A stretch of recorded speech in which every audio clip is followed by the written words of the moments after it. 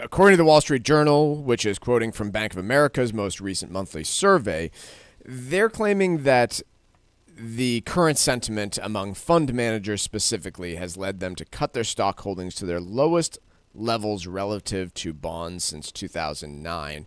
I could not find the article that I was reading last week, but I distinctly recall reading one last week, and I apologize because I don't have the source on this, where it quoted that it wasn't specific to fund managers, it was specific to institutional investors, that equity to bond holdings were sitting right around long-term averages, as were cash allocations.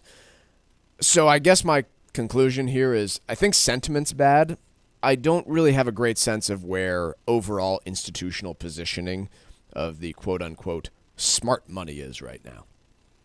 Also, I don't know who the smart money is. I've said that before. I've said for a while, it's a term that deserves to die. Yeah.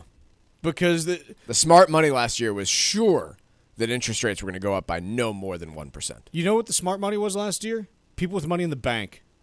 But not Silicon Valley Bank through March. I was going to say, the smart money was probably looked at as the executives of Silicon Valley Bank up until about March of this year. So I hate the term smart money because it implies that there's someone who's always right. And even within a group, it's not always the same people who are right. Hedge funds just get lumped together, and you actually look through it and you're like, oh, these are completely different returns because they're doing completely different things. Yeah. So I don't like when we try to oversimplify. Is there anyone that we can agree on who's not smart money? I know who you're going to say. Who am I going to say? Kramer. No, Kramer gets a bad rap. I mean, here's the thing. When you're on, I say this as someone who does this, when you're doing a show every day for multiple hours a day, you're going to have enough calls that are just wrong and just enough stupid stuff that you say. So sure.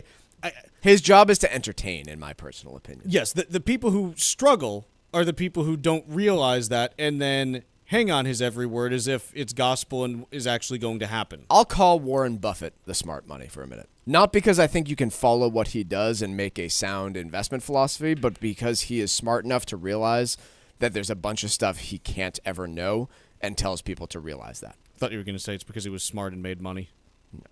He did that too. Yeah. But he's wise enough at this stage of his life, I think. Maybe that's the key, is you have to make it till 95 to become the smart money, to know that, a lot of these things that people think are going to be the short-term investment strategies just, are buffoonery. Is there even just any group that you can say is definitively not smart money? Because individuals is tough. Because every dog has their day. Robinhood investors in 2020. No, even in 2020, they were the smart money. Yeah, I know. 2021, they were. Yeah. It was last year, not so much. Yeah. I mean, I would generally say if you're buying any investment that has any swear words in the name of it, you're dumb money. Wait, where are these? You remember all of the cryptocurrencies that came out that were literally like poop coin and stuff like that? No, I didn't see those. You didn't go No, I would have invested right away.